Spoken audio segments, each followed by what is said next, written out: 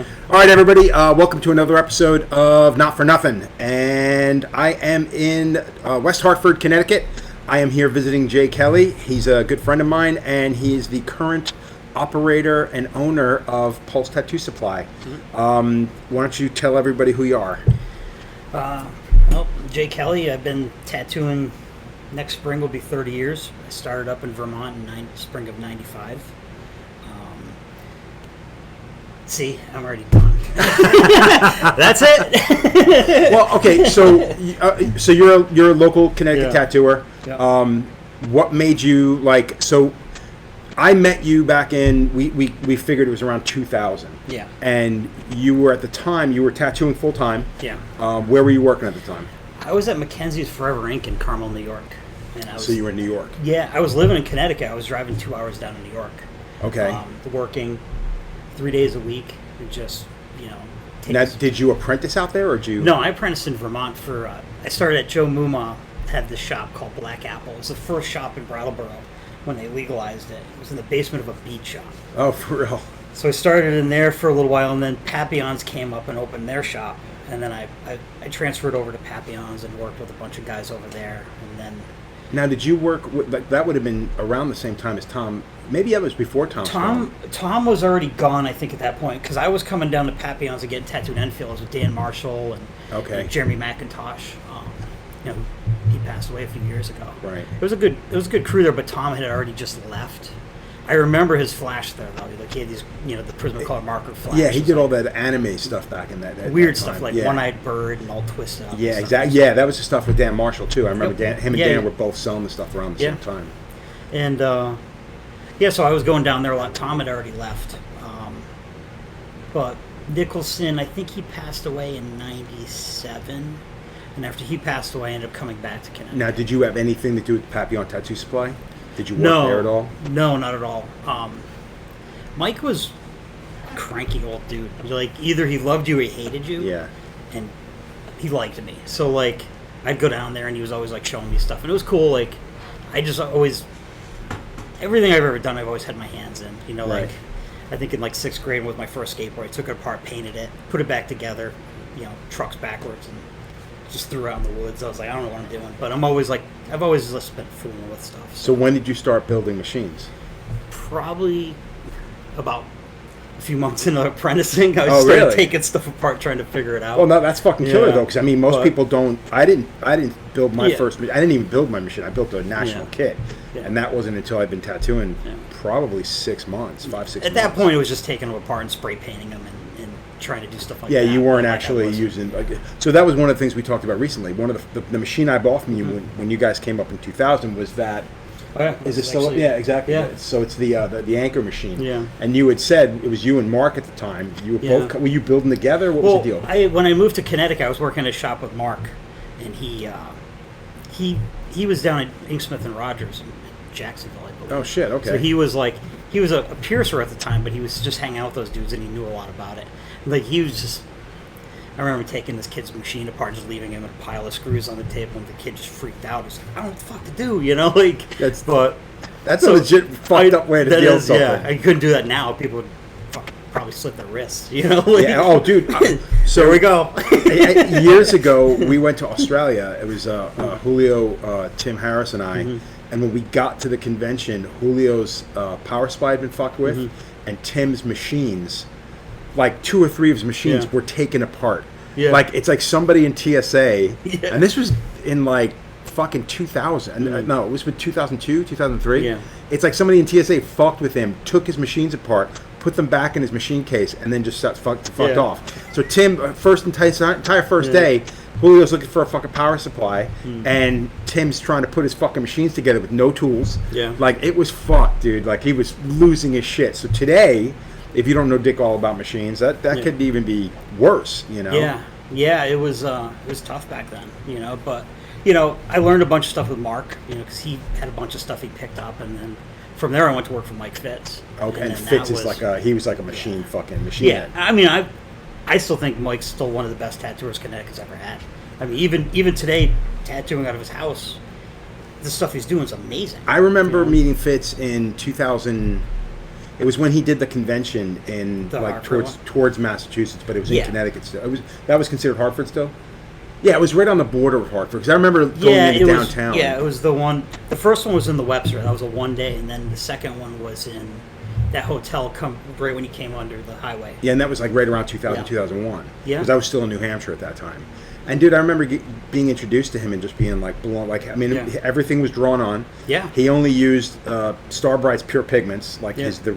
their reds, their blues, like, and everything He was used some mixed unique with too. white. He had some unique. He did mix use in some there, because yeah. I remember him tattooing Eric, and he had just 5 colors, and he just did all of his mixing in the caps, and then He just used to mix this turquoise out, almost like a minty turquoise with the canary yellow, and I never knew the exact mixture. It's one of the best colors, and I've never been able to replicate it. I don't know what it is. killer. I haven't seen or heard anything about Fitz in fucking forever, man.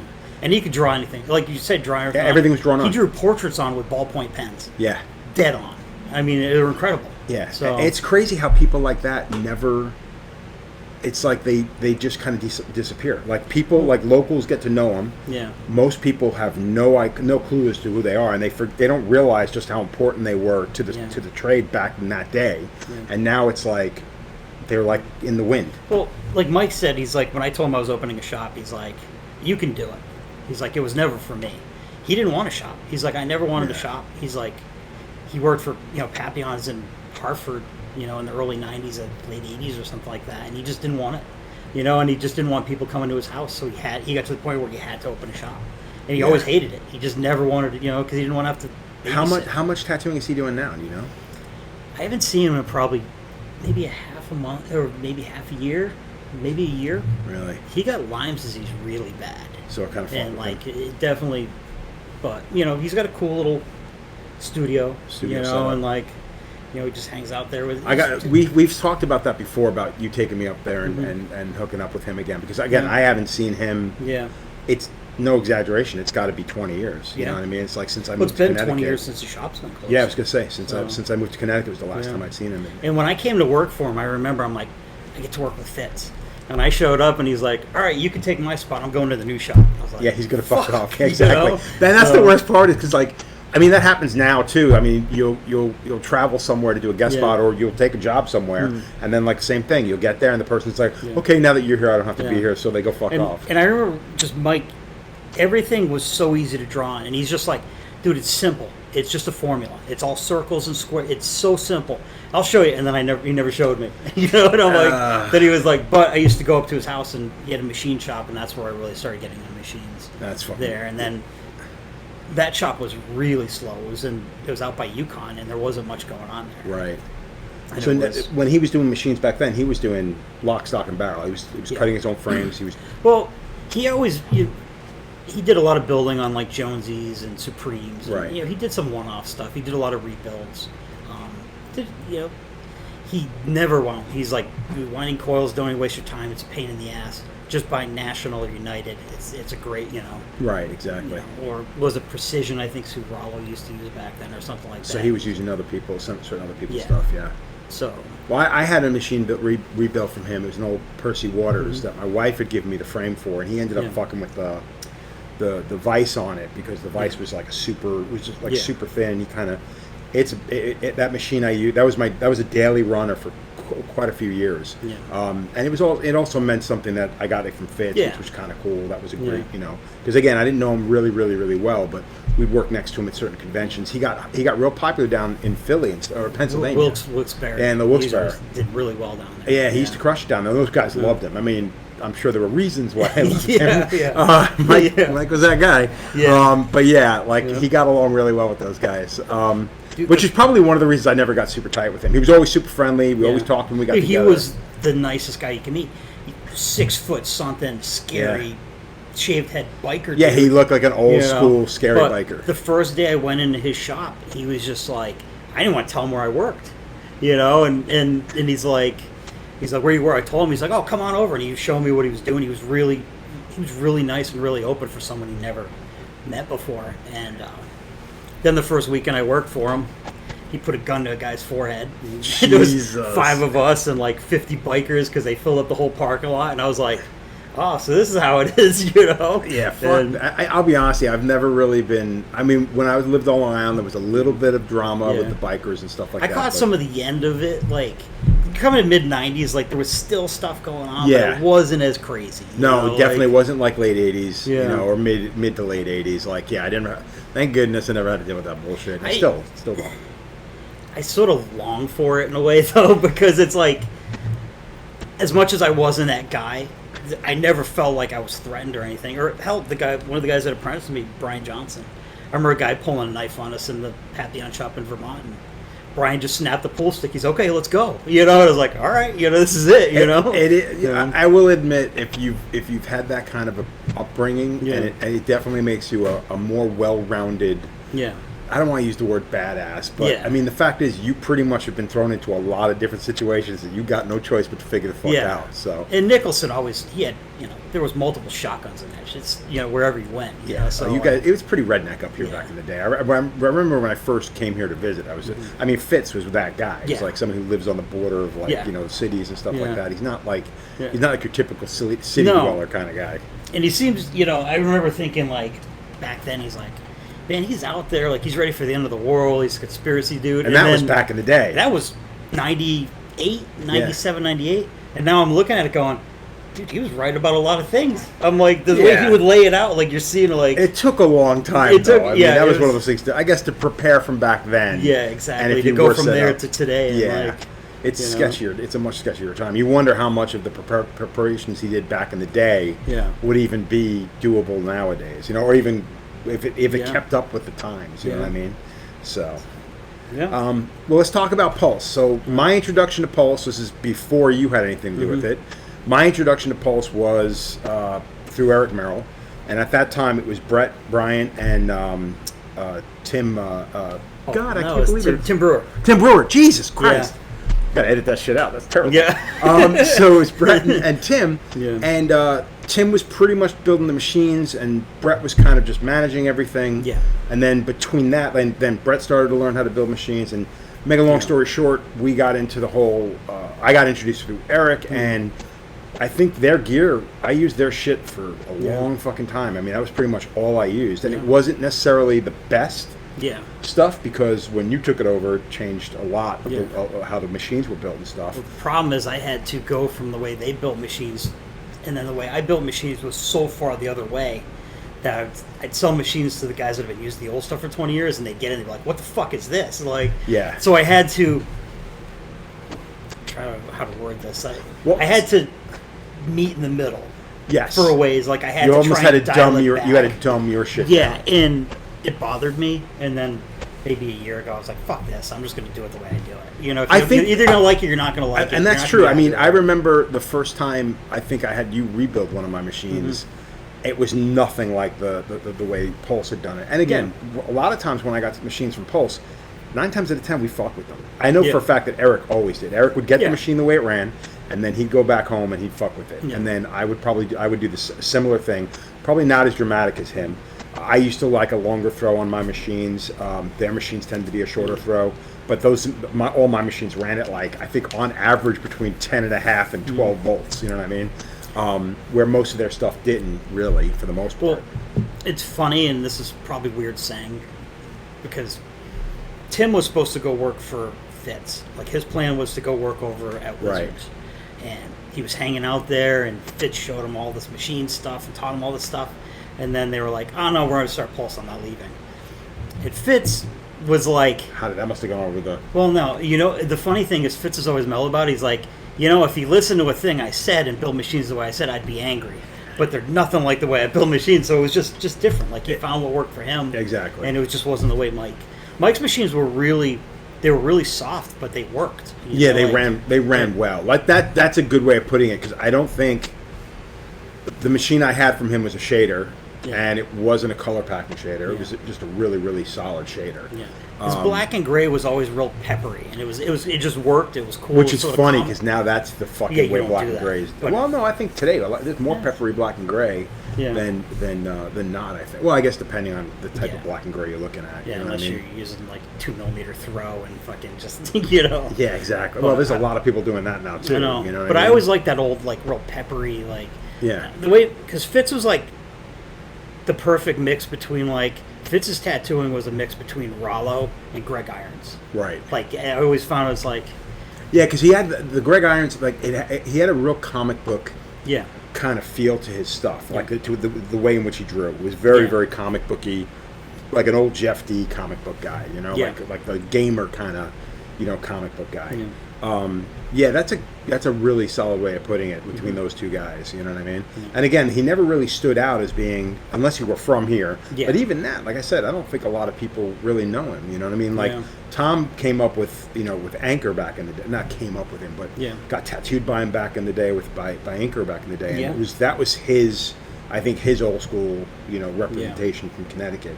I'm not sure if he knew who Fitz was, to be honest with you.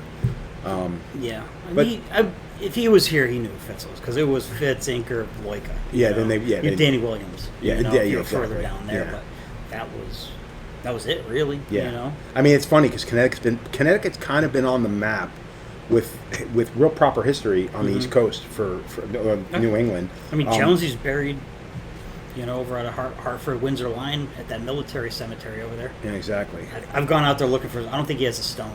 Like, I've gone out there, they're always closed. There's no one there. Yeah. I've always tried to find where his grave was, but there's no marker for it, I don't think. Yeah, So, yeah. or at least it's like probably like a. You'd probably foot, have to go. I mean, I'm sure if you went to the offices, you could find out where it was. And then you had Nick Picard running the supply out of here forever, out of Hartford. You know. Right, right. So I mean, yeah, there's.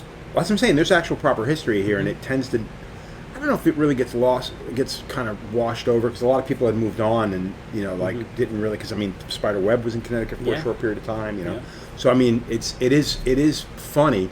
Jim Lepresti just did a thing. As a matter of fact, it's at his shop now. They're doing like a tattoo history thing. Oh, really? I don't know where most of his stuff comes from because I didn't find out about the one that he posted, the one he held last year until after it was coming down. Yeah. Everybody's like, oh, you know, there's a tattoo thing going on in Milford, and I was like, no, I never heard of it. You know, they didn't really do a great job advertising it, unfortunately. Yeah, I haven't seen. You know? I saw Jim a few years ago, but I haven't seen. And it was probably 20 years before that. The last time I saw him. Oh shit! Yeah, I did get to see him recently. They come out to the last art show that we had done at the shop, so which you motherfuckers didn't take part in. I know.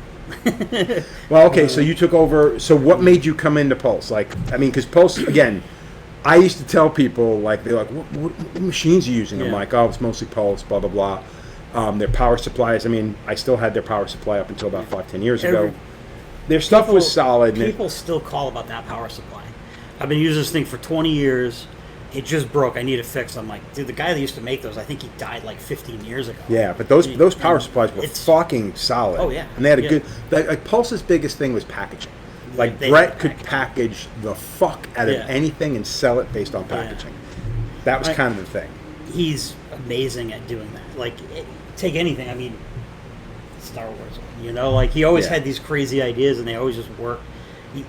It's graphically amazing. Right. You know, like he gave me a hard drive with all the stickers and everything he did over the years. I'm like, it's just endless. You know, just endless amounts of stuff. Just a ridiculous amount of Yeah. stuff. So, was that the reason that you decided? Because I mean, were you planning on doing I mean, because you were already building I machines. didn't really think about it at the time. I had a falling out with somebody. I basically, someone wanted me to mix a bunch of ink with them, and I was like, well, why don't we do it this way? I usually mix a lot of my colors anyways. I was Right. like, I sort of have a color palette, and then we didn't agree upon, like, things just went bad really quick. Right. And I was talking to Jessica about it, and she was just like, we'll sell you Pulse. And it was just like the heat of the moment. I was like, fuck it, let's do it. And dude, like a month later, I'm like, fuck, what do I do with all this shit now? I don't even have a place to put it. Yeah, this know, is like, what, I literally- do you got the basement here I first? started in the basement. Yeah. Pat, who works at my tattoo shop, was running like a antique, like just really cool, weird stuff. And he was shutting that down. It just sort of worked out at the time. Where you had a place to go. Where I had a place to go. And then the upstairs, which was like a carpet place, became available. And I jumped up here, you know, because I knew we'd eventually need more room. But Yeah, so after the fall, because I kind of had a falling out with Pulse towards the end because of management issues, you know what I mean, and just not wanting to deal with it. Well, they just definitely like they step back hard. Tim sold out, you know, so he could go open his shop. So he disappeared out of there, and then Brett, you know, with all his graphic design stuff, he managed to have offers outside of that. So he was doing a lot more there, and then, you know, they were just left, you know, running it, and you know, Jessica sort of checked out too because she wanted to do something different, you know, so they convinced her to keep it going, and they moved it into like the basement of the bookstore that she opened. And it was just at that point, I mean, there was a lot of supplies opening, you know. That was when things got real crazy, and tattooers are like the biggest fucking bitches, man. Like if you're not catering to every one of their fucking whims, a lot of times they're just like, good, I'll just find somebody else. And it's tough because, I mean, I understand it. She just, you know, she was trying to concentrate on her thing, and she was also getting into real estate at the time, so she had a lot going on. And it's tough keeping stuff stocked. I mean, because a lot of the stuff you buy, it's not, oh, well, I'll buy X amount. It's like, oh, all right, I need my tubes and needles. Well, so that's I think $10,000 order, and that's exactly it. I think the big thing with Pulse at that time was they came out with the Ergo grips. Yep. They came out with their own line of needles. They weren't just buying shit product and then repackaging and reselling. You know what I mean? They were literally like creating their own. Like the Ergo grips that was like one of the first of its kind back then. You know what I mean? And it was a solid product. It was really good product. I really like those Ergo grips. Like when I went to disposable grips in my shop, that was the only one I could use. And I was watching Pulse sort of like winding down.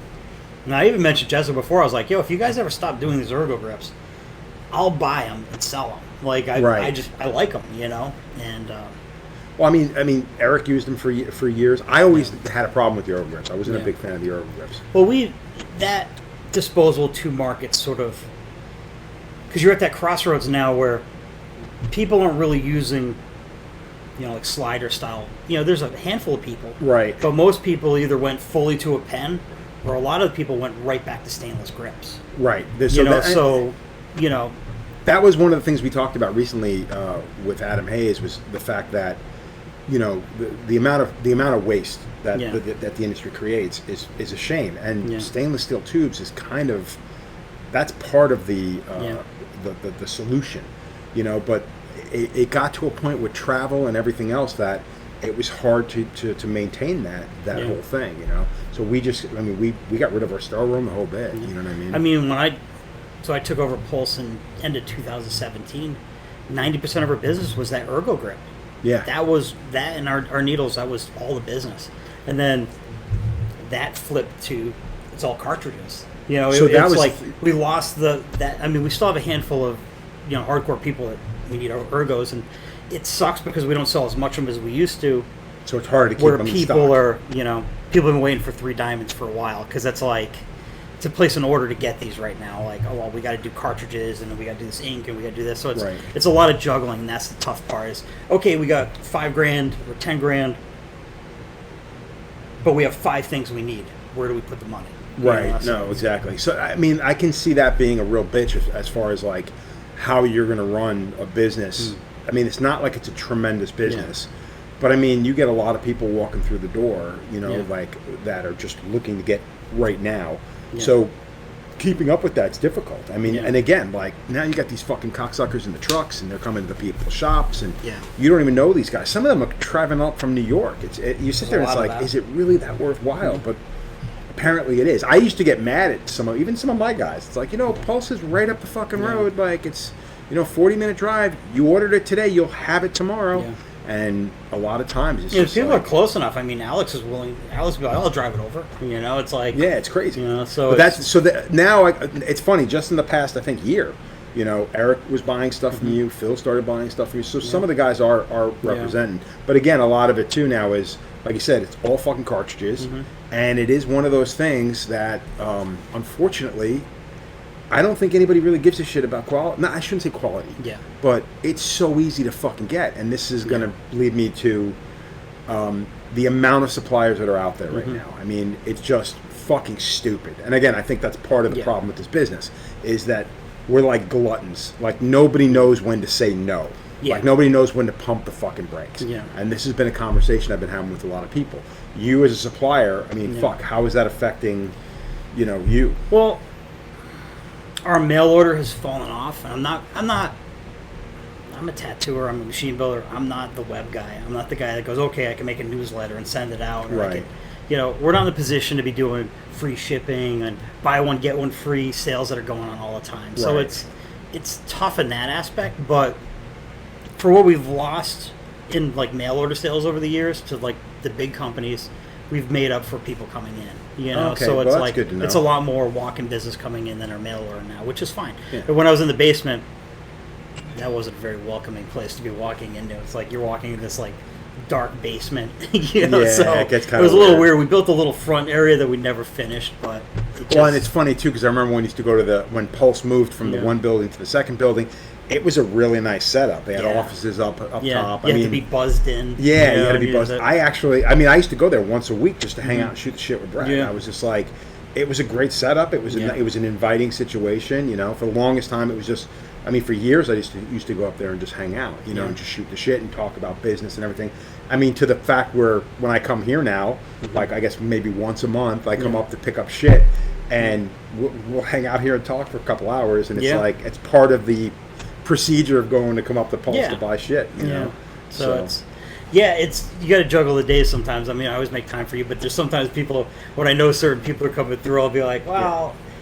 I got a lot of stuff. I'm going to come in later because I have to get this stuff done, and I like talking and hanging out. But Yeah. there's some days, like if I have a list, like I got to get through this stuff. Like, Well, I think there's this also stuff has to something. go out, The thing that people need to know is you're also a full-time tattooer. You're not just building machines fucking Yeah. off here. You're tattooing 5-6 days a week. Yeah. So 4 days. 4 days a week. Yeah. 4 days a week. Okay. So Tuesday is my runaround day between here and the shop, just getting everything. Yeah, done. that's usually when I usually come Yeah. up here on Tuesdays or Thursdays. So. Yeah.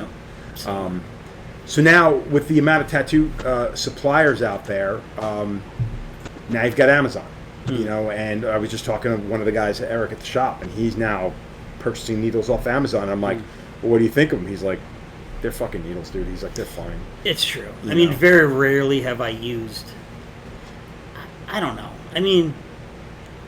I can use anything. Like I remember guys in the shop complaining about needles and like, oh, this needle. I'm like, I'm using it, dude. I don't know. That was always one of the things. Whenever I had an issue with a needle setup, I'd always be like, all right, shut the fuck up. People that are using these exact same needle setups. Yeah. It's not the needle. It's whatever you're doing with it. So stop belly aching about it, you know. And there's definitely people that are just a lot more specific about their setups, and I've never been. I can't say that because I know the way I want my stuff running. Right. And my wrists are shot, and I use a pen now more than I should, and I hate admitting that or even saying I do it, but there's, if I've used 10 different pens, there's one I like. It hits hard, it runs fast, Right, and exactly. that's, I'm sort of working on one right now that hopefully will be like the street shop. Well, okay, The so street that's- shop pen. that's Just actually- get it in done one pass. I think that's a really good way to bring in the next topic is what do you like? So I remember when I went back, I came here and I had you retune a couple of my machines that have been sitting in a case forever, and you had retuned a couple of them. I actually put some RCA cords on it because I was still using. I wanted to go back to coils for lining. Yeah. Because in my opinion, a needle on the bar, it's the connection between the tips and the armature that really just gives you I don't know, for me personally, it just steadies. It just steadies. Everything gets to a fine point. It's just easier for me to control certain things. I also had a bunch of people complaining about me lining with a fucking rotary and being like, your line work is better when you fucking use the coil. But they also didn't take into account it's fucking 10 years later. We all get older or whatever. Oh, yeah. And half the reason I pulled away from coils was issues with the hands, whatever. Yeah. And I think I came here, you put a couple of my machines back together for me. And I think it lasted for about 3 months before I was like, I can't use these anymore. Yeah. Like between the vibration and just the overall weight distribution, it's just fucking weird. I went to all aluminum machines for like 2 years, and then you had the vibration, and then it was like I'd feel it in my elbow, I'd feel it through my wrists. 4 hours in, I was done.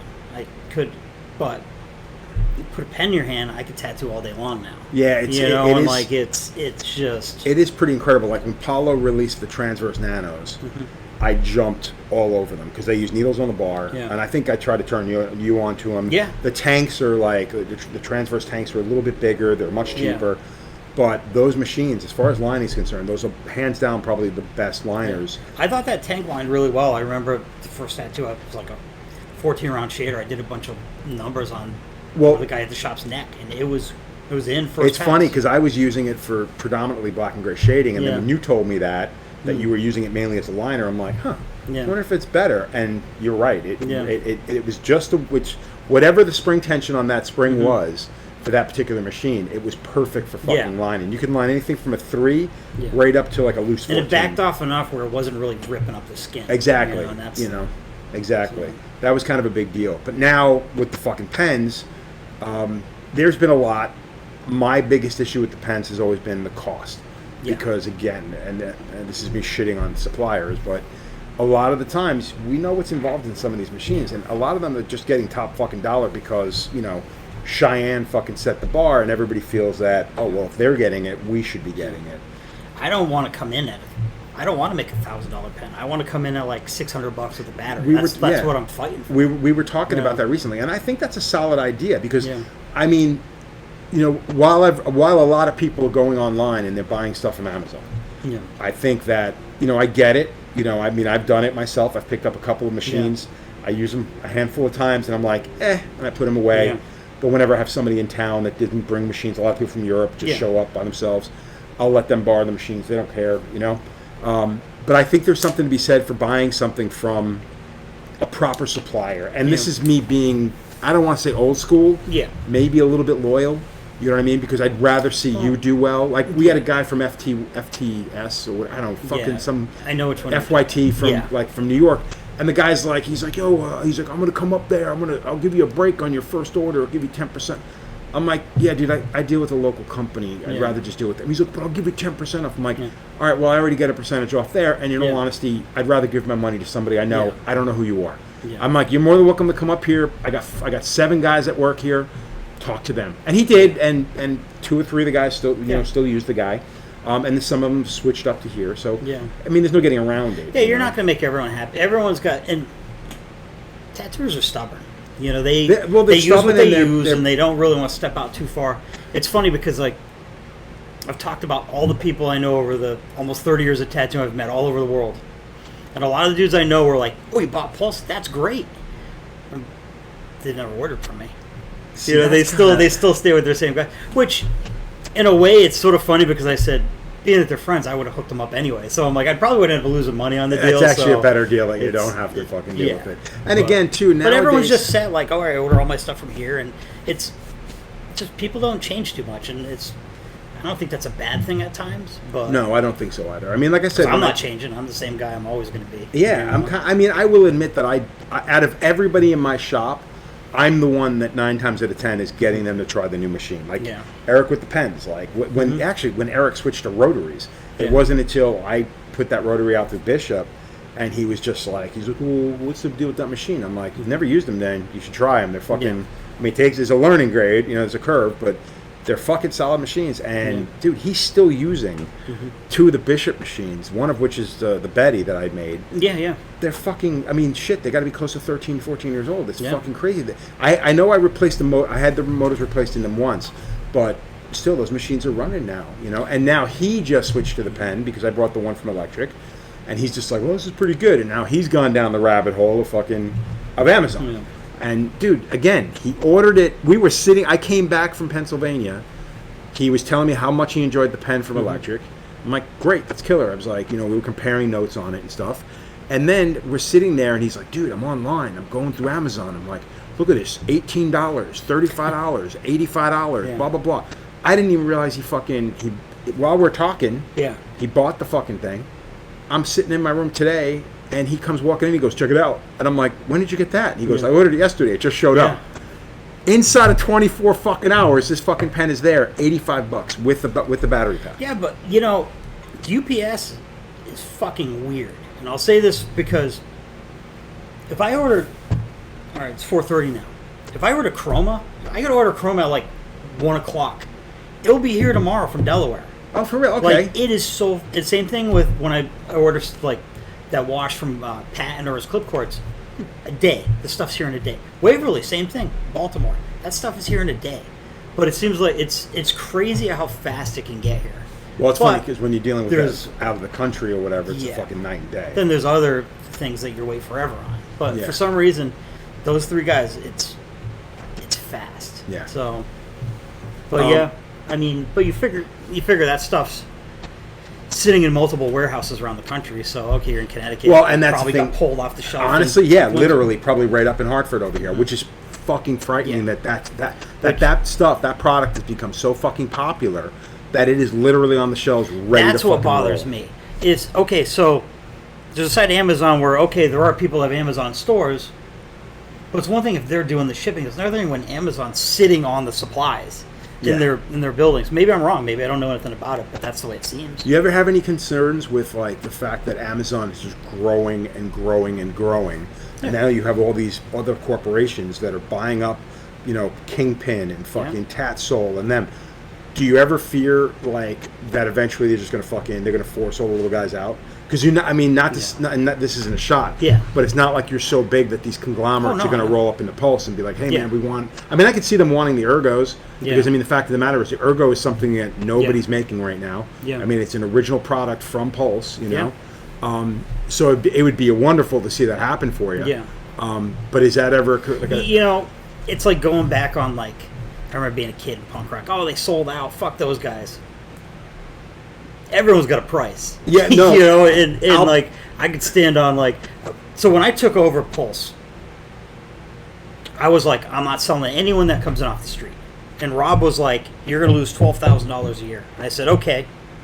So say even we double our money on our product, I'm going to lose $7,000 and go against everything that I've believed my whole life. You know how fucking mad I used to get standing in Pulse's waiting room And seeing behind the some fucking girl on her cell scratcher. phone going, we need red paint and this and like this, like just... Dude, Dude, well, I would just fucking boil. I You know, remember. like- So we did the supply thing. I brought electric ink in. I did it for 2 years, 2.5 Yeah. years. And whenever someone would walk in, I told Tiff, I'm like, you make sure they're from a fucking shop. Yeah. Don't let them.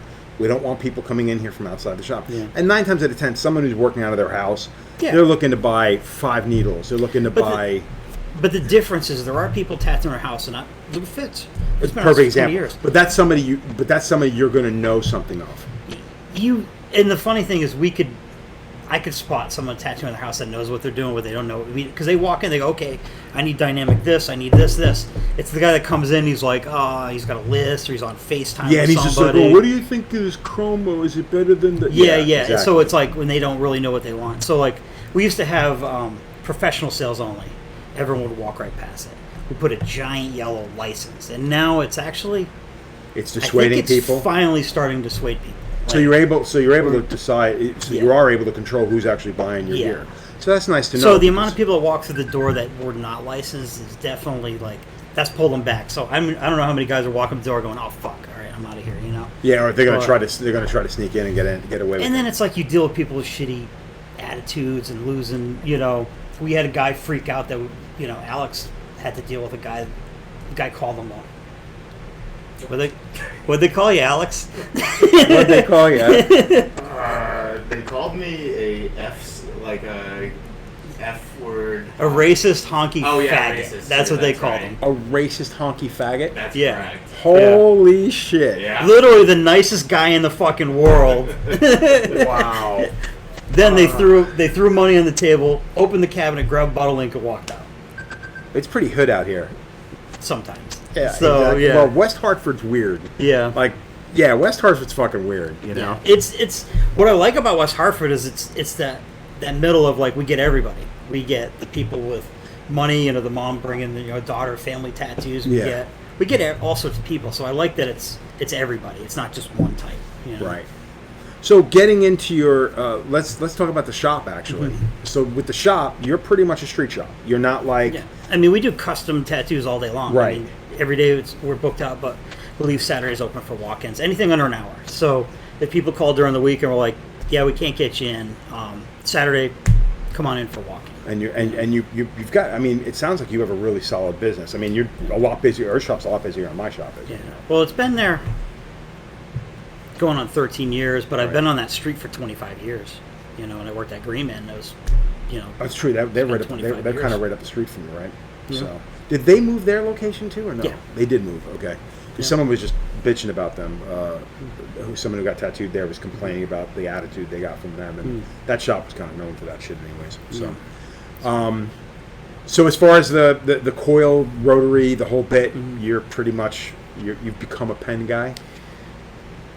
Yeah, I guess so. I mean, it's a tough pill to swallow, like, but I won't even name names, but I know some very big machine builders that are like, I'd use a pen if I wasn't known for building these coil machines, like. Well, the funny thing about that was, I think I might have told you this when I talked to Paulo about the new the new Ultra pen. Half the reason, I mean, he's always trying to improve the machines, and you feel the give the give thing it's got now. It in my opinion, it mimics a fucking coil. I think that pretty goddamn good. Is amazing. Yeah. You could line as fast as you want. It backs off. It runs like a coil. Yeah. And his thing like was, to the point where I've snagged needles, and I'm like, I've never snagged the needle like with a pen. Right, exactly. Because you've got that in and out no matter what. Yeah. This is literally, but that was the thing. He was like, dude, I send this the machine to my coil friends, and just to fuck with them because they never want to use a pen, and then I make them use this pen, and they're like, Paulo, fuck you. It's good. Yeah, like I said, I've tried it all, and I'm like trying to figure out what's going to work for my wrists. I still have. I will admit, I still have an issue with the battery packs. I'm getting used to the not so much the weight, but just like kind of the awkwardness of it. Well, I think because it's definitely a pretty slim. It's a slim machine. Yeah. I ordered some of the bigger grips. They're actually supposed to be here tomorrow. Oh, you did order them? I ordered the bigger grips. Actually, I was going to ask you about getting that one for Eric. Oh yeah, yep. He was asking about it. Yeah. Because he said the same thing. He's been putting a lot of. That one's too big for me. That's like an apple. I thought so too. That's the thing. So I'm actually pulling back a little bit now. I'm using those, and I'm just doing a little bit of tape around it because I don't know what it is, but my hands are like it's weird, man. I don't know how these fucking kids are working. It looks like a fucking roll of toilet paper at the end of it. I could shade like that, but I can't line like that. But I'll take one paper towel, roll it up, roll it around that grip, tape it, and then that's how I used to do it. I used to do it like that, and then I've literally now gotten to the point where I'm not even doing that anymore. Now I'm using it's just it's like 1.5 inches, I think, right? Yeah. And just wrapping it with a little bit of grip tape, and that's it. Well, it's funny because I remember a lot of people talking about, well, what I don't like about the pen is it's too light, blah, blah, blah. And I'm like, talking with Emerson. Emerson's like, that's why you want to use a pen, because it's light. Exactly. It's so light. When I was working on mine, I'm like, I'm going to put it out with a stainless grip and do this. I got that one that Pat was selling. It's the one Alex Rodriguez, the Wave. Oh, okay. It's impressive. But it comes with a big stainless grip. I did one tattoo thing with that. I was like, oh my god, dude, this thing is. It's like too fucking. It's heavy, you know. Exactly. Like, so do you think you're gonna? So what's gonna be the name of your pen? Have you decided on that yet or no? I'm gonna call it the Diamondback. You call it the Diamondback? Yeah.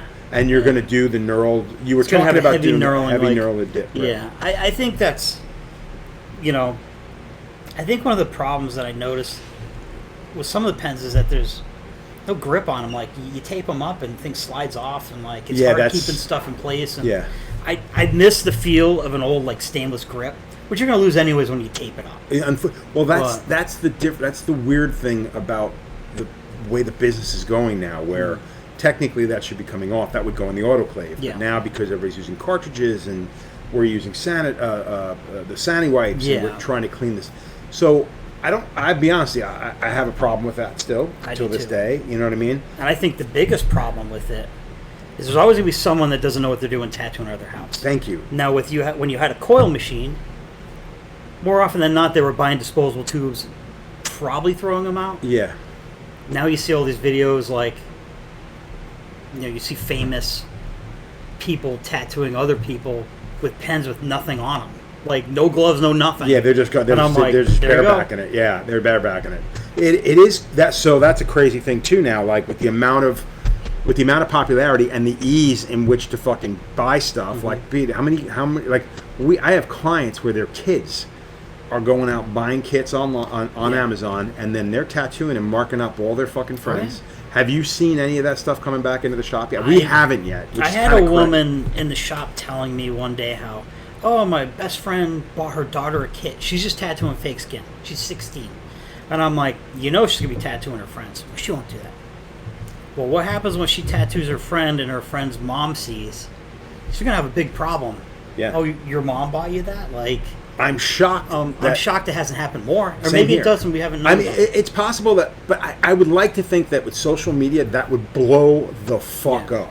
Because, not for nothing, if I had a kid and something, they got marked up in somebody's basement, first of all, I'd like to think if I had a kid, I would school them on the idea that you don't fucking do that. But kids are kids, they're going to do stupid shit. I wonder how many of them are hiding it from their parents and stuff like that. But it is one of those situations where I think eventually it's going to How are they going open to up. hide it from their kids?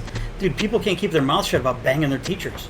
You know, they tell their friends and they get caught. It's like, you had a good thing going banging your hot teacher, and then you fucking had to tell everybody. Well, They're doing the same thing with tattooing, you know? Well, I would imagine that, but we're not hearing anything. Unless parents are they're that liberal now, they don't give a fuck.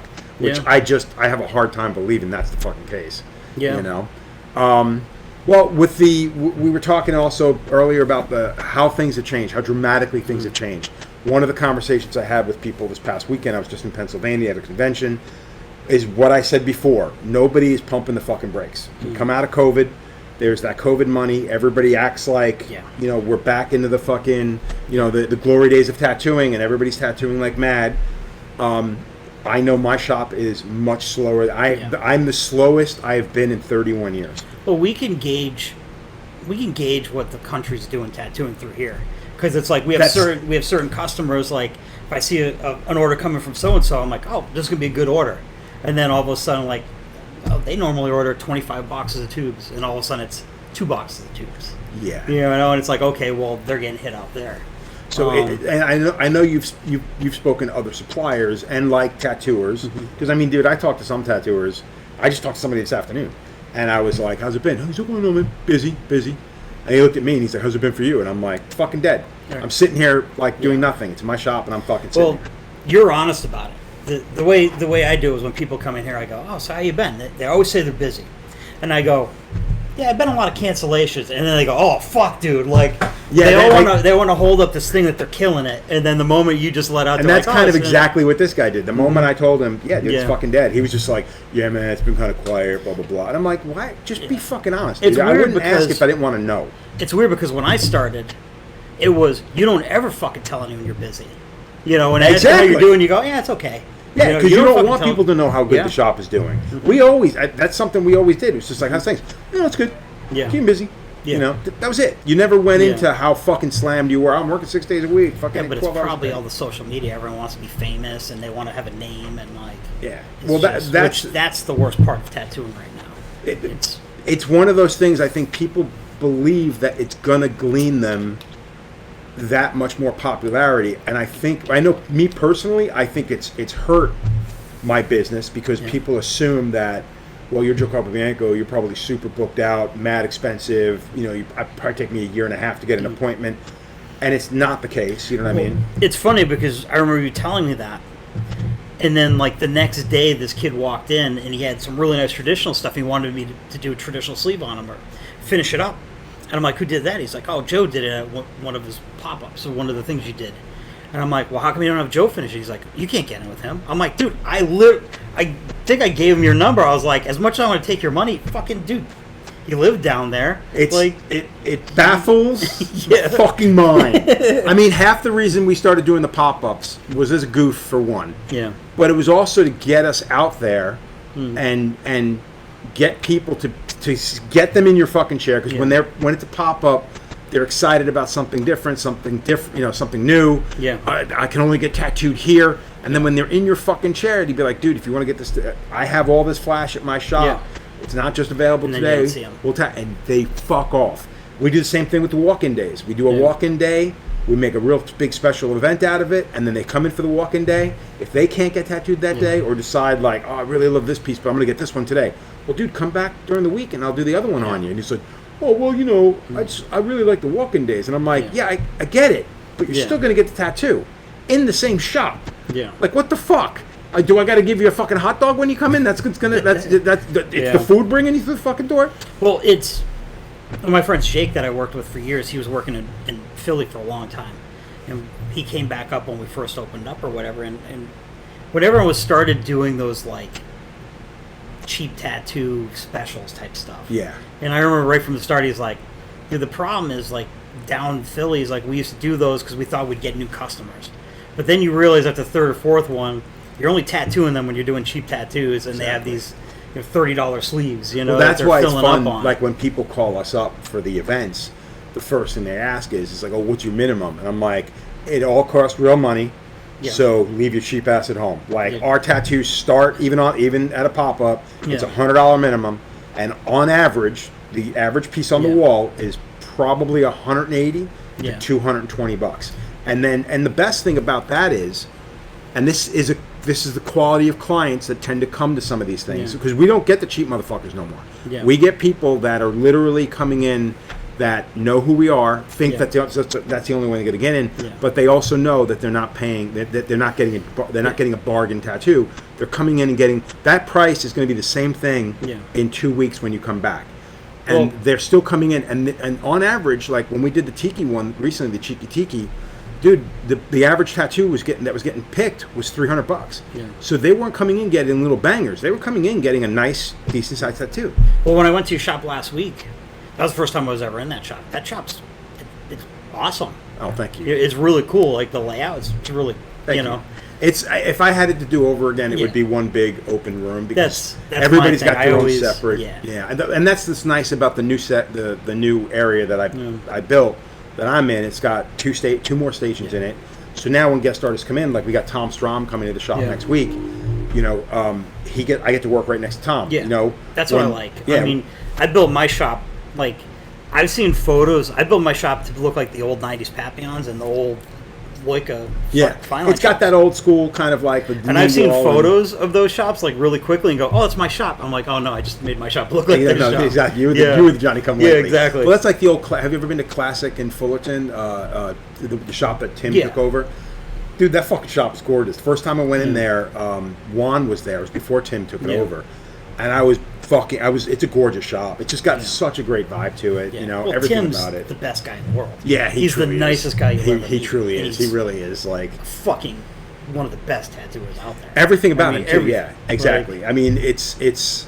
I've never been tattooed by him, but I've also only ever been able to hang out with him a handful of fucking times. I mean, unless you're on the West Coast. It's like it's real difficult, and I haven't been out there. The first time I met Tim was on like a sort of a shitty situation because like I had the swinger vice that I did like about 15 years ago now, and he put out a machine the same thing, and it was funny because I thought Jimmy had machined him for him, and I remember Tim hadn't seen my vice, and Jimmy had my machines. Like I knew Jimmy, and I'm like, what the fuck, and like. People were all like, "Yo, what the fuck? You ripped off your." So like, it got back to him, and then I ended up talking to him, and he was just like, he was really cool. But it was funny because I remember Jimmy telling me he was in like New Zealand, and it was like, "Oh, you ripped off Jay's vice." He's like, "What are you talking about?" Like, but it was just Tim funny. Did it with his brother-in-law. I didn't even know. And the thing is, if you think about it, your vice is super. It makes sense. Yeah. It would make sense that somebody else is going to come up with. And it's going to happen exactly. And that's nice the thing. The moment somebody... I talked to Tim on the phone about it, like I felt horrible. I was like, "No, dude, just sell him." You know, like like he was. And then he started selling my slider after that, and I've always really liked him. I think he's one of the best. You know? Right. Again, I wish I knew him a little bit better than I do. But every time we see each other, it's we get along really, really well, and then it's usually we both fuck off and we're doing our own thing. Yeah. You know, where do you think things are going to be in fucking 5 years? So what I was saying before about pumping the brakes, and that's kind of we got off subject. But the conventions haven't lightened up at all. Yeah. Suppliers are still popping up. You still have people coming up with ink manufacturers. Like there was this, and again, and you think people would be smarter. There was this thing that just been coming around social media recently with Sacred Pigment, where somebody called them out for the way they were treated and problems with the pigment, whatever. Yeah. So you would imagine that, given the times that we live in, that people would be like, you know what, maybe now is not a great time to bring in another pigment system. Yeah, but if people don't know, they don't know, and people are in their own world. You know, like I think. Personally, what I think is, I think we're gonna have a big crash, and I think we're starting to see that. And I think the problem is, I don't think it's a problem. I'm bothered when I see people that have put their whole lives into tattooing walking away from tattooing, because they can't make a living. Like that bothers me when this dude's like, you got Bill Loika, you got Anchor. Anchor just closed his shop. He opened that shop in '78. Well, but Anchor's been tattooing, and how old is Anchor now? He's in his 70s now. So I mean, realistically, Yeah. I hope to be tattooing at that time because I ain't got nothing else. I know. You know?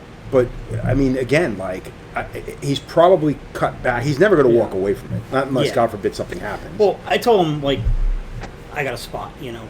Whatever you want to tattoo, just come, just use the shop. Yeah. Like, you know, I mean, Loika is in Amsterdam now. Yeah. And his back's really screwed he's up. had His issues, eyes are bad, and like. I think it's not only that, but I mean, Amsterdam's got a ton of shops, and again, like, you'll get people. But he's also saying that there's so many shops in Amsterdam, there's no money being made. There's Right. so many shops, and like, that's like, my. I remember point. him telling me how many shops there were. I was like, what the fuck? Yeah. It was mind blowing. It just sounded like a made up number. Dude, I was talking to somebody recently about Asheville, and it was a supplier who's got a very small company, called family business down in North Carolina. He used to make a trip to Asheville once a week, and he'd make enough money to cover expenses and come home with money. And it got to a point where there were so many fucking shops on one stretch of road. There's 17 tattoo shops. Unlike, it's like maybe a 2-block radius, you know. Yeah. And a lot of guys, and this is where I think we're going to start seeing the change in things. Like in my shop, I do whatever comes in, as long as I'm comfortable with it. And I don't think one of my guys is not going to do a better job. And again, I also don't want to take work from my walk-in guys, you know. But I'll do them. And I think a lot of those shops, they're like, oh, well, if you're not doing this, I'm not interested in doing it. Yeah. And they were like, okay, cool. And they go someplace else. Yeah. And I think that's what he said. He's like, in the last year, it has dropped off so much because we're going to shops and they're tattooing 1 day a week because they're only doing what they want to do. And I get that. Don't get me wrong. I was talking to a friend out in Ohio. It's a great shop. He's an amazing tattooer. And he's like 1-2 tattoos a week. But he's like, dude, this is all I know. This has been my whole life. What do I do? Yeah, and exactly. I'm not gonna go fucking load trucks or something. Dude, I've had a couple of tattooers come to our shop and be like, so what's your backup plan? I'm like, dude, you can go fuck yourself. Yeah. The fact that you even asked that question, this isn't a matter of me being ignorant. This is a matter of me wanting to continue to do what I fucking do no matter what. I tattoo because I love tattooing. Dude, I don't care who walks through the door. I will tattoo it. I might fucking mumble in the back about something. Oh, I got to tattoo a fucking neck. It's of course, because that's something you've been doing since day one. Yeah, it's funny because I said like 6 months ago, all right, fucking, I've been tattooing almost 30 years. I'm not doing any more fucking necks. And then all my regulars like, I want my neck done. You know how many? And I'm like, are you kidding me, dude? Like, dude, that just happened the other day. Like 2 weeks ago, I got a couple, or 3 weeks ago, I had a guy come in, the slowest I've ever been. He rolls in, he wants the front of his throat done. And I already told Tiff, I'm like, anybody wants a neck or a throat done, I am fucking done. I don't want to do them anymore. Yeah. And she's just like, hey, this guy wants to get the front of his throat done. And she's like, what do you want me to tell him? I'm like, book it. Yeah. I can't afford to say no. And you know what's fucked up is, okay, for, 29 years tattooing, I still fucking learn shit. And then I'm like, why the fuck didn't I know that for the last 30 years? Yeah. Like, doing necks, I'd have someone in a chair, I'd be fucking bent over all twisted. Dude, I remember watching Loika tattoo neck. He stretched the neck from the other side. Oh, just like wrapped around his throat, like guy couldn't breathe. It's like fucking Darth Vader. Yeah. But someone just came through and was like, "Oh, just have him lay off the end of the bed with her." I did. I was like, "Are you fucking kidding me?" Oh, you never did that? No. Or like hang off of the neck so you're tattooing over like this. The worst that happens is when you get the kid I did last time. It actually worked out really well because I was able to do that. I have another guy who is built like a brick shithouse, dude. Yeah. So this guy, there's no, he turns his head like this. There's like this much of his fucking neck to tattoo, and he's got these broad fucking shoulders, and I'm trying to get in there. It's a fucking nightmare sometimes. That was one of the guys that was just like, I'm never doing this again. I'm fucking over it. It hurts my back. It hurts my fucking arms. And then finding stuff like that, like I used to cut my, we use those like ink bottles, and you cut the top out, you slide it over your thing, and then someone walked in that started working for me. And they opened the bag and they just dropped it in. I was like, are you fucking kidding me? Like, how simple is that? Like, I've been cutting it out and doing all this shit. And then, like, a few years ago, like, someone else started and they just wrap it with saran wrap. I'm like, that's even fucking easier. The saran wrap thing, it's funny because everybody's got these bags that they're using for their machines. And somebody was watching me wrap mine and wrap the back end of my machine in plastic wrap. Yeah. And they're like, what are you doing that for? And I'm like, because I don't want to waste all my clipcord bags on a fucking... I was like, saran wrap is... It's more conforming. I don't have to worry about it slipping or anything. I was like, this just makes more sense, But everybody does their own thing. And that's one of the things I've often said, too, is as a tattooer 30 years in, you're always learning. I mean, you could watch some kid who's been tattooing for 2 fucking years, 6 months, and watch something he does do and go, why the fuck did I never think of that? Yeah. Because we were brought up and trained in a certain manner. Yeah, you do it this way. That you do it that way and the only way. And I think that's one of the reasons I still like going to some of the... First of all, I like going to shows and watching people tattoo. But every now and again, as much as I don't entirely agree with the seminars, but... I mean, I've been to some seminars where I heard, one or two people say something. Guys who don't have a tattoo in 5 years shouldn't have been on stage talking, in my opinion, because they're not very good at speaking.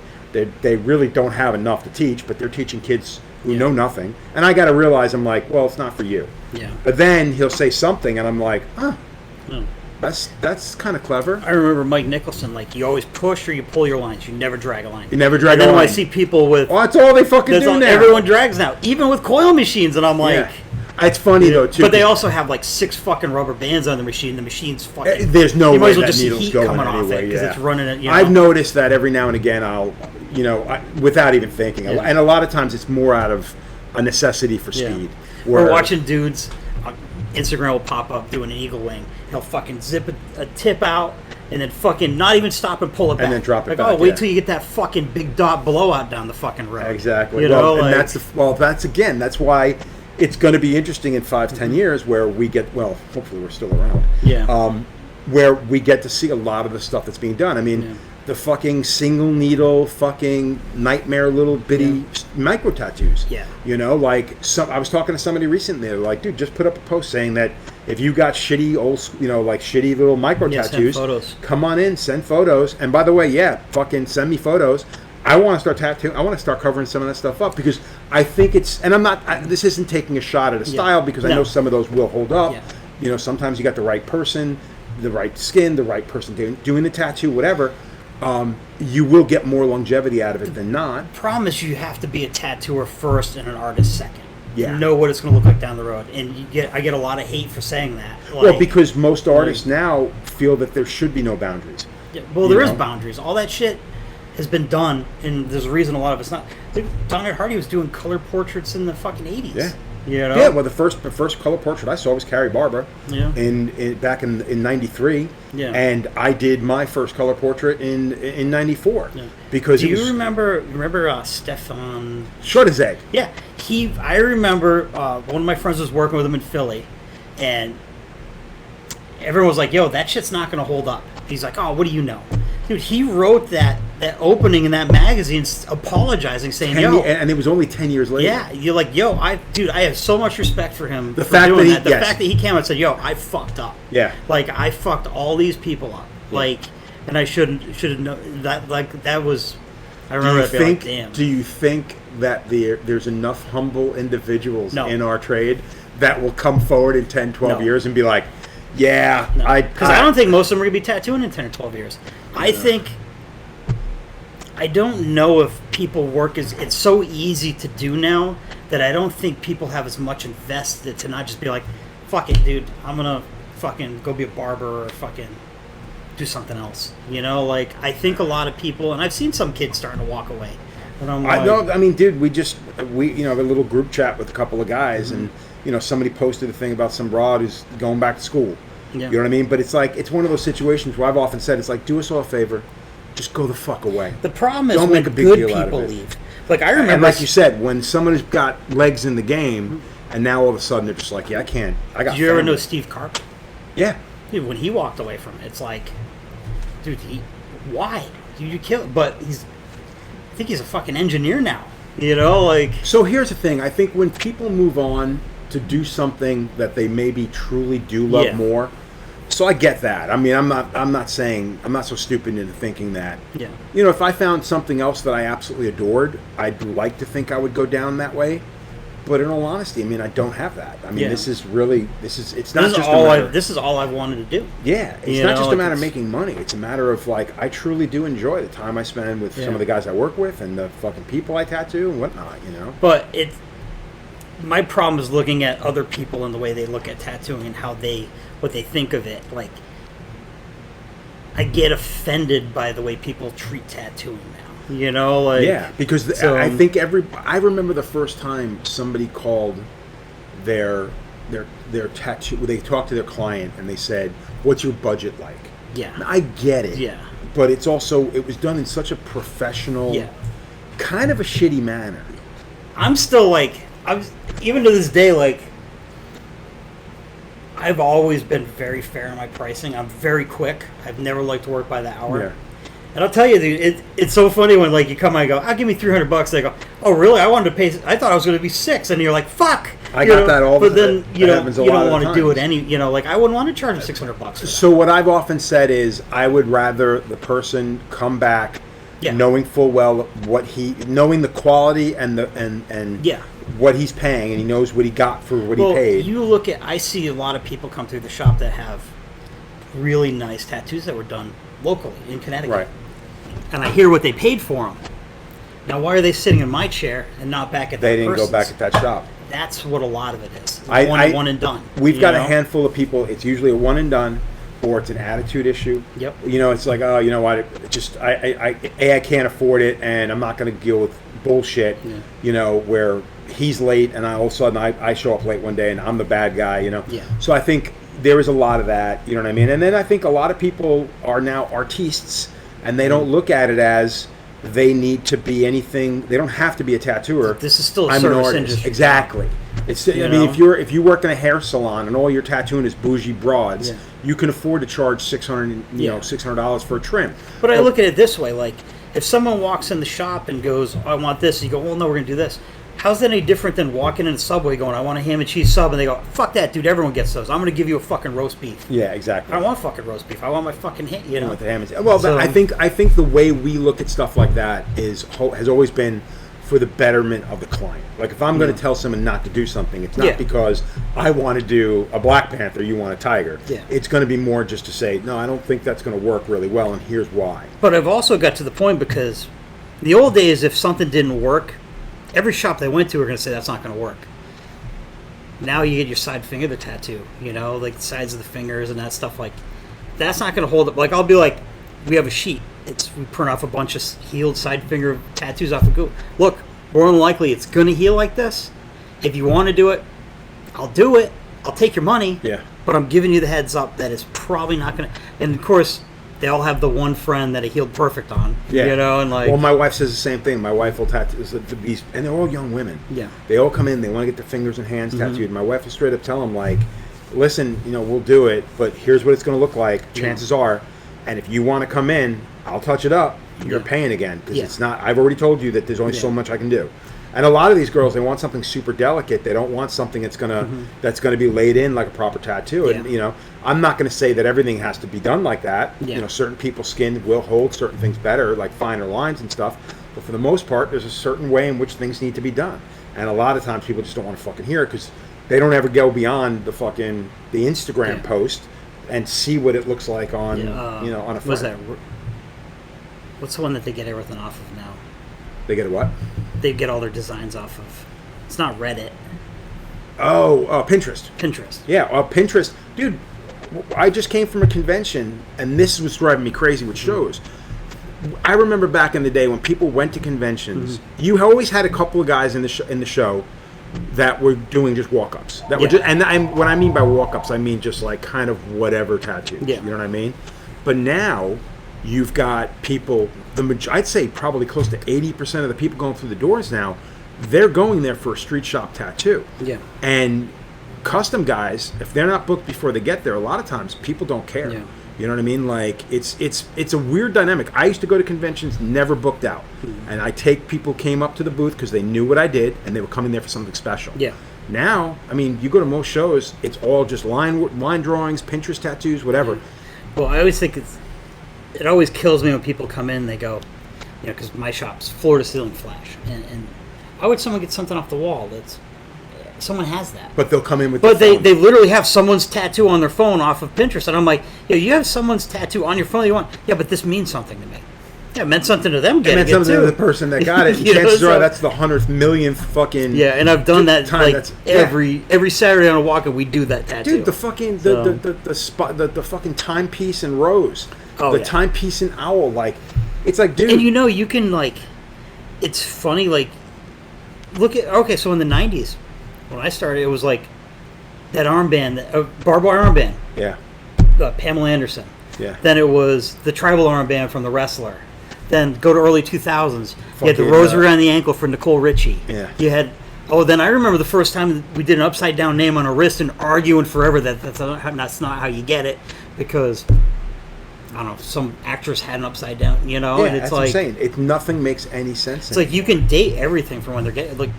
That's the best part about it, is everybody thinks this is timeless. Yeah. And it's like, no, it's not. Everybody's going to look at that and being like, oh, that was like, what, 2020? We had a girl in the shop that was talking about.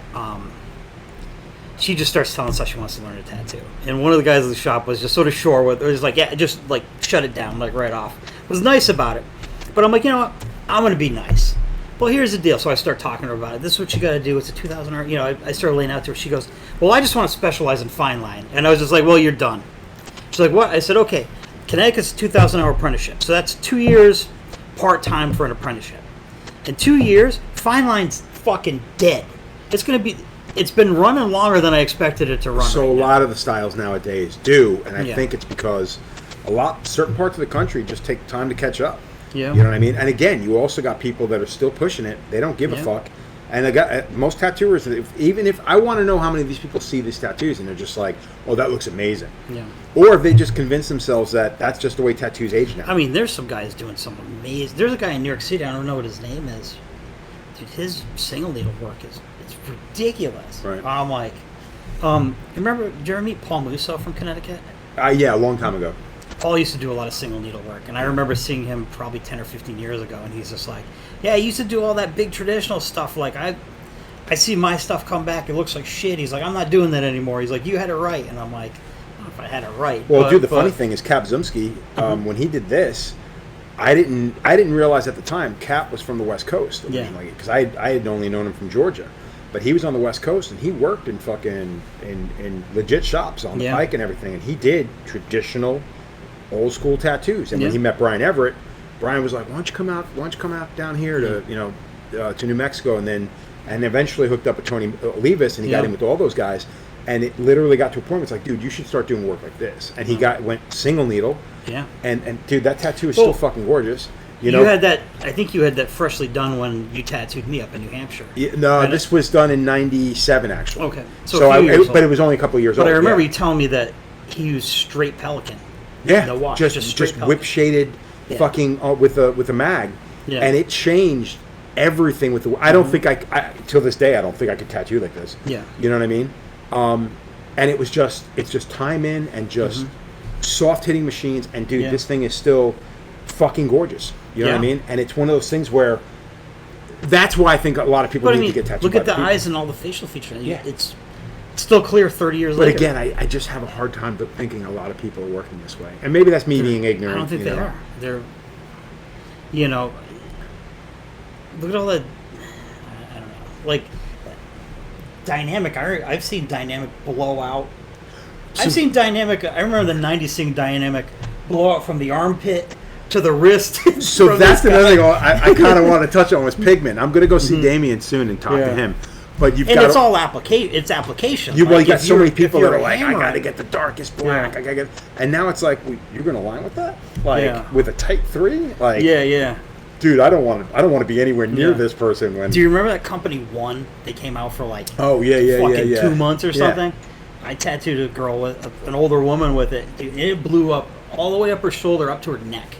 I had to do all these fake, flowers over it to cover it. But I was like, it's a crazy time that we're living in now, because considering the climate of the way things are with Pigment and stuff, the fact that all this stuff is still coming out, the fact that you have a guy who is, I mean, shit, he's been in the game for Yeah. 25 years, Yeah. and he's starting to have problems with certain things. And I'm not going to name who it was. Yeah. I kind of have to, but yeah, man, it's like with stuff like social media, you got to be that much on your game. I think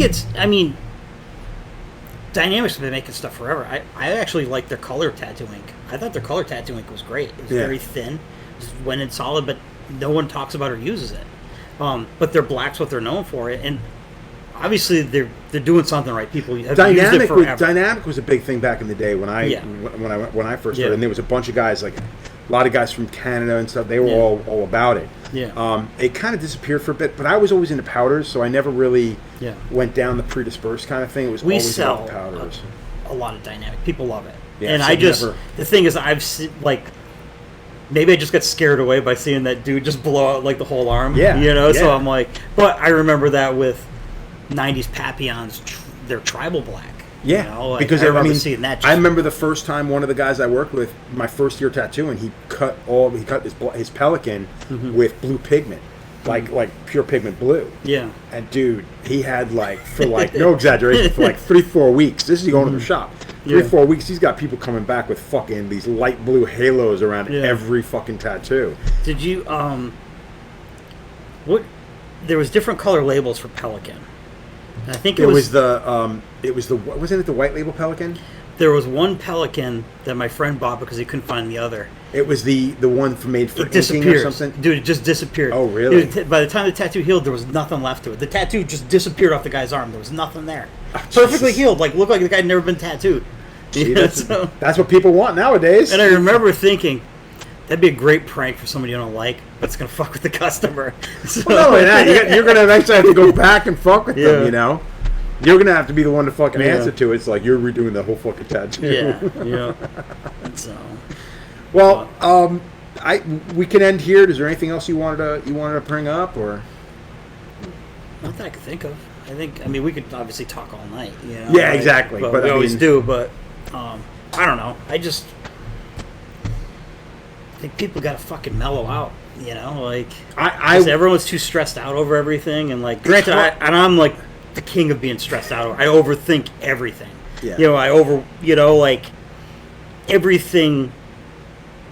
I don't know.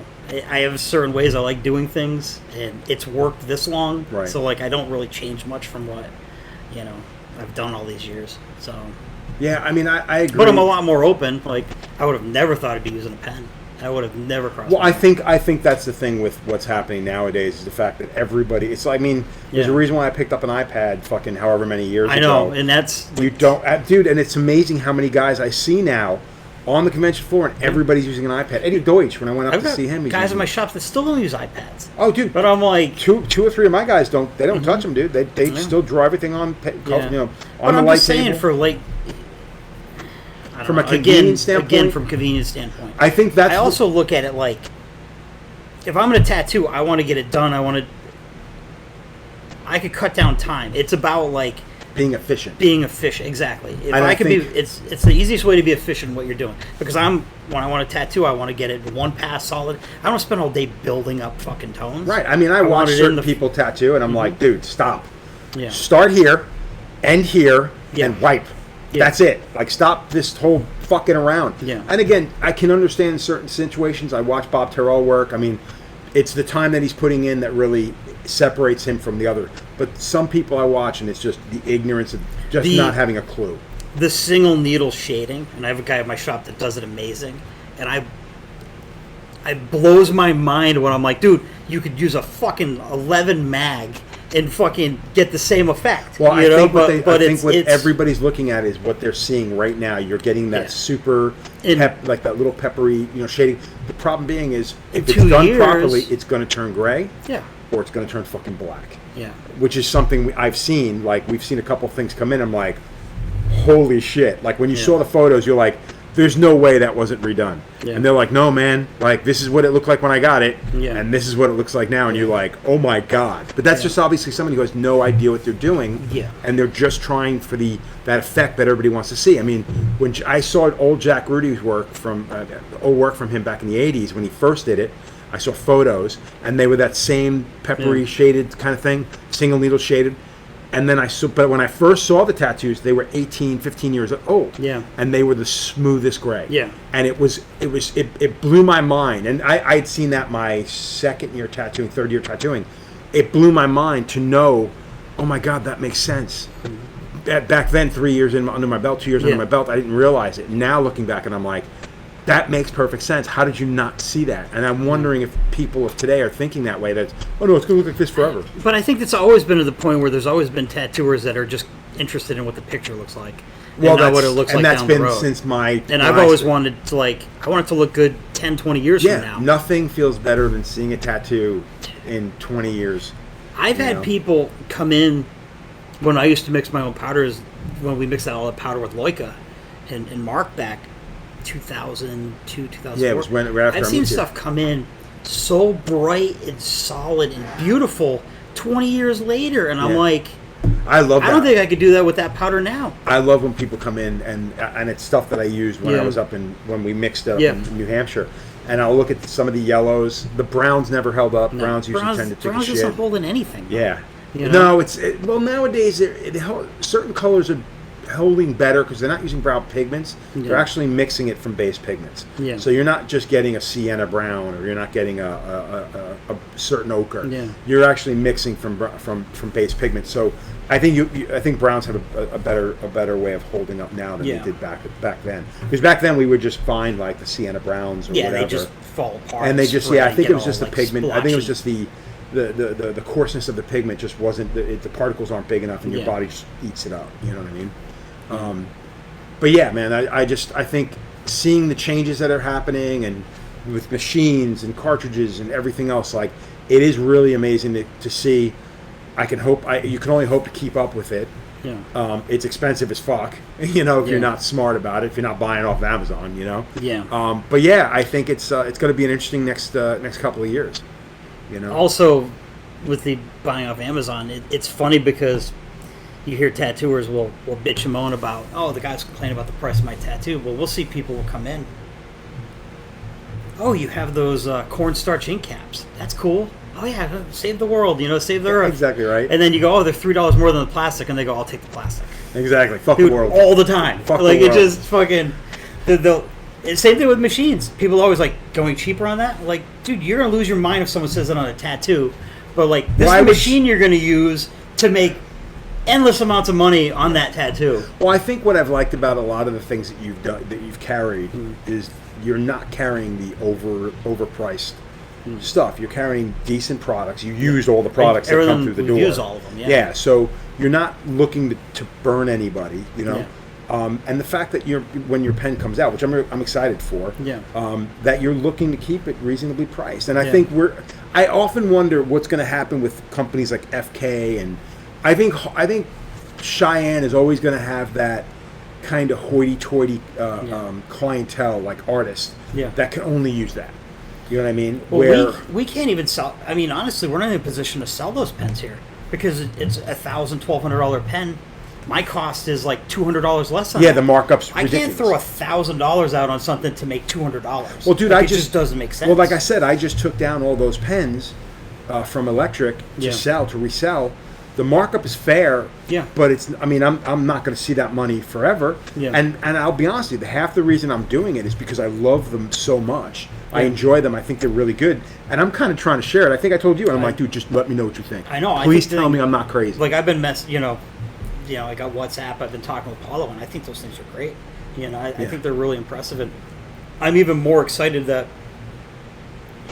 like I said, Emerson called me at like 11 o'clock one night and was like, I think I already said this, like, you got to put a battery on that thing. And I was like, it's awesome that you're laying in bed at night thinking about the fact that I was going to do an RCA pen. You're like, you got to put a battery on it. The best part about that is because you're going to be a direct competition with them because you both make really good products. But the thing is, I don't think all my friends are machine builders, and I don't think of anyone as, we never look at it anyways.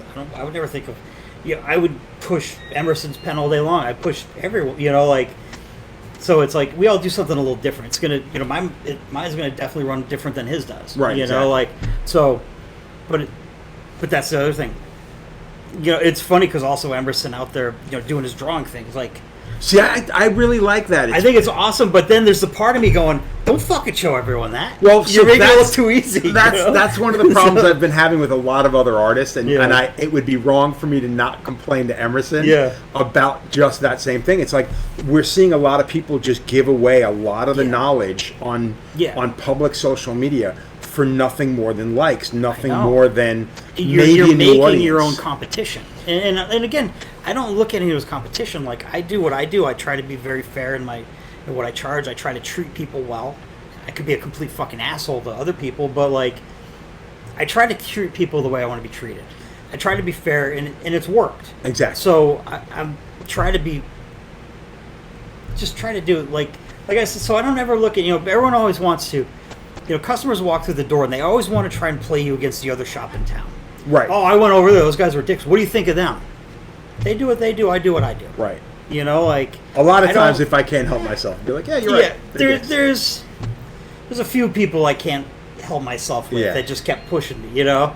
But like, it is what it is, you know. Like, I don't look at anyone as a competition. I just want to do what I can, try and do a good tattoo, treat people right. And that's exactly it. I'm not looking at it as competition, but I'm looking at people that haven't paid any dues whatsoever, just sitting there with their phone and they're gleaning all this knowledge. Yeah. And it is a bit frustrating. And for anybody yeah. out there who's going to act like, oh fuck you, you know, why would you keep that? Why would you gatekeep? I'm like, it's not a matter of gatekeeping, because look at the situation that we're in today. You don't got fucking electricians out there giving fucking how-tos on Exactly, their fucking TikToks. exactly. You know what I mean? know, They're like- making funny stories about how fucking stupid people die. Yeah. Unfortunately, we can't really make those kinds of stories. Yeah, even before I opened my shop, I tattooed a lot of dudes that were tattooing, and I'd put all my inks in plain bottles. Didn't want people to know it. You know, like I was definitely very... Well, it's funny. Like I remember You know? when you guys came up, like we told everything. If you Yeah. sat in my chair Yeah. and you were paying me money, Yeah. then the least I could do was answer your questions. Yeah. I never ever. If you No, I know. and that's why I've often said, if you want to learn something, go get tattooed by that person. That's what Brian Johnson, when he was apprenticing me, told me. He said, okay, this is the way you're supposed to do it. This is the way I do it. You got to figure out what works. And that's what he said. Go get tattooed by people you like. Yep. And that's when I went and got tattooed by you. Like That's just because of him. going up and asking somebody like, well, what are you using there? And it's like, well, here's an idea. It's stupid. Sit down in my fucking chair, Yeah. and you can find it out. Exactly. I was like, because that's fair. Yeah. You're paying a little something. You Yeah. get to learn. You get to be friendly with something. What if I, And that's how you used to get an apprenticeship. Yeah. Go get tattooed by people you like, and hopefully you get tattooed enough, and you become we friendly enough. still have people cold calling the shop That's the or worst. emailing the shop. It's like, oh, you guys taking apprentices? Yeah. It's like, how do you not know this is the wrong way to go Yeah. about doing it? But then Sending again, an email and a phone call is the worst. thing to do. but the worst part is how many shops nowadays Mm-hmm. are probably being like, yeah, we're doing it for $2,500. Come down, we'll fucking write us a shops check. locally that's doing. There's Yeah, multiple exactly. shops. Well, how locally. many shops out now are just churning motherfuckers out? And it's not just here in the States. Dude, there was a dude In selling Connecticut. on Facebook Marketplace selling apprenticeship licenses. You like, what kind of world have we come to? But It's that's how fucking ignorant people in this business Yeah. are, or in this world are. and I'm not the guy screaming for fucking regulation. Like I was never that guy. You know. Oh, same here. I dude. remember late '90s when Connecticut started talking about doing licensing, and Fitz was like, "Okay, we're going to get in on the ground level here. We're doing this." So he started talking with everyone. I have the letter somewhere. Loika wrote a letter, and it's like it's fucking gold. It's just basically like anyone that knows me knows I'm a libertarian, and he just goes off, and it's amazing. I think you actually showed me that letter Yeah. once before, because I do remember this. Yeah, I do remember. and he's like, I don't want anything to do with this, but if we have to, like, Dude, I remember going to the first one on Long Island when they were legalizing it in the 5 boroughs. Yeah. And when they were and they were trying to come up with regulations across the board and stuff. Mm-hmm. And I remember Stanley and Walter, all the old school dudes Yeah. were there, and I was just like, wow, this is incredible. And when everybody had to take tests and shit Mm-hmm. like that, it was so crazy. But it was, you could see these guys like not wanting to do it, but knowing full well it's like it's the only way it's going to happen. You Mm-hmm. Yeah. know, you got no choice. You got no choice. I don't know what the future is going to bring. I just hope that the people that don't belong find another path that works for them. Yeah. You know, like I think that's the best way to go. Like no hard feelings. You know, fucking Yeah, go exactly. do something else. Yeah, I don't think- But I don't know anything else. This is all I'm doing. And that's the same way. And I think I've only seen it a handful of times, and it makes me nervous to know that it could get worse. Mm-hmm. But you got a lot of the young people that just be like, "Yo, man, you've been doing this long enough. Fuck off, move on." Yeah. Because I've heard people that don't tattoo say the same thing. It's like, "Well, give somebody else a chance." Here's an idea. Go fuck yourself in your own stupid ass. Yeah. Because that's not going to happen. Yeah. That's not how people do not get forced out of. No. You don't get to force to retire, especially when you don't have a retirement. Yeah. You know what I mean? Like. And I think I think that's also it. Like I remember being a kid, not apprenticing, and not wanting to fuck up because I was afraid I was going to get my ass kicked. Yeah. Or, thrown out of the shop and never get to work. Like when I signed my contract for apprenticing for Papillons, I walked in the shop as Nicholson was throwing a vacuum cleaner across the shop, losing his mind because he just fired the guy that was going to apprentice me. And who are you? What the fuck are you doing here? Let me see your artwork. He took off his fanny, took his 38 out of his fanny pack, Jesus. slammed it on the table, slid the contract. He's like, sign it. I didn't read it. I was okay, fucking boom, you know, like, you know, and it was funny, it was back then, it's like, Doc, you know, none of this art fag, this or that, we're gonna make you a tattooer, you know, like, we're done, like, it was proper. It was intimidating, It was you know, proper, like, yeah. but, you know, I wouldn't have it any other way because I really feel like I worked and worked my ass off to get where I'm at, and I worked hard for it. Yeah. You know, like, again, tattooing's fucking easy right now. If you don't think it's fucking easy, any one of these kids were using a pen, go buy a fucking coil setup and try and tattoo. Yeah. Go buy a coil setup. Go buy a coil setup that you have to tune the way you want it. Exactly. You know what I mean? Like most of these pens, mainly the pens especially, is you pick it up, you use it the way it comes. Yeah. And how many people don't ever know the difference? I mean, that was another thing, and that's one of the reasons I like trying so many different things, because there is a big difference between a lot of these pens. I remember the first time I tried using one of the Quadron machines, and I'm like, yeah man, it runs really well, but that moves way too slow. Yeah. You know what I mean? I just talked to Hannah Aitchison about the pen she's using, and I'm like, she's like, yeah, it just doesn't hit hard enough, fast enough. And I'm like, got to try this machine. Yeah. And she's just like, I got to look into that. And I'm like, you should, because that's a piece of shit. I know that because I've actually tried that machine. This one is 10 times better. So you're always trying to keep people aware, and the only way you're ever going to know is by trying it. And again, people have asked me about Pigment. They're like, why aren't you using this? And I'm like, because I know what this is doing, because I've been using it since 2008. So it's like I really don't want to change because I know what my powders look like from the early 2000s. Yeah. This stuff looks, a lot of the stuff looks the same fucking 15 years later. I know we sell a lot of great ink here, but I still use the same stuff I've used for 20 years. Yeah. You know, and we tried getting it in here a long time ago, and at the time they were moving or there was a lot going on. It didn't happen. And at this point, I'm like, well, we use it, And I still put it in other bottles, and, not that tattoos are coming to get tattooed by me anymore, But it's just, I think it's also an easier way to shake them up, put them in a bigger bottle. No, I agree. So, it kills me that everything from Electric comes in like 2-ounce bottles. Yeah. Because I just prefer bigger bottles. I know. I've always liked the bigger. Like, I've never used a 1-ounce bottle in my life. What the fuck am I gonna do with that? Was it lipstick? I mean, it's nice to travel with, but yeah. That's about it. Yeah. But and I'll grab. In the shop has all the ink that we sell there, and I'll grab it every once in a while. I was like, oh shit, this stuff's really good. But then I always go back to the same 13 colors I've used. Well, because you know what they're going to do, and I mean, I'm the same way. My palette has not changed. Yeah. Every now and again, I used to try to change, but I would always find myself falling back on things that I know. Yeah, we'd always do that. We'd get through. I'd buy a full set of ink for the shop. We'd get through that set and like, okay, you want to try something else? Like, what do you want to use? Yeah. So, but also, I mean, I picked that up from Fitz. Like, I buy all the supplies in my shop for everyone. I cover everything. Right. And I remember Fitz was like, well, if someone leaves here and at least or they're working here, I know what they're using because it's products we use. Right.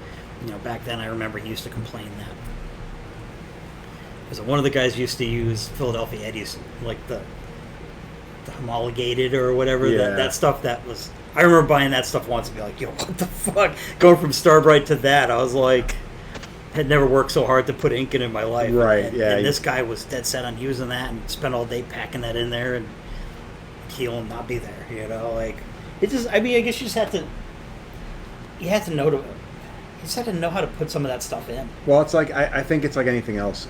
There's a learning curve, and sometimes you just gotta adapt to that. Well, when I opened the shop, I was like, all right, I'm buying ink for the shop. I was buying Waverly from Bill. Yeah. And I loved it. I could use it, but none of the younger guys in the shop could use it. Yeah, they had. And it was just so much was coming back for like touch-ups and stuff like that. So okay, well, what do you guys want to use? All right, we could use this. So nice. All right, I think on that note, we'll call it on that. I want to thank Jay for putting up with me here again. This is Pulse. I'm going to have all of their information in the description below. Do yourself a favor, check out their gear, check out their website, and like every other episode, like and subscribe. Thank you very much. See you when I see you. Cool. You can just hit end record.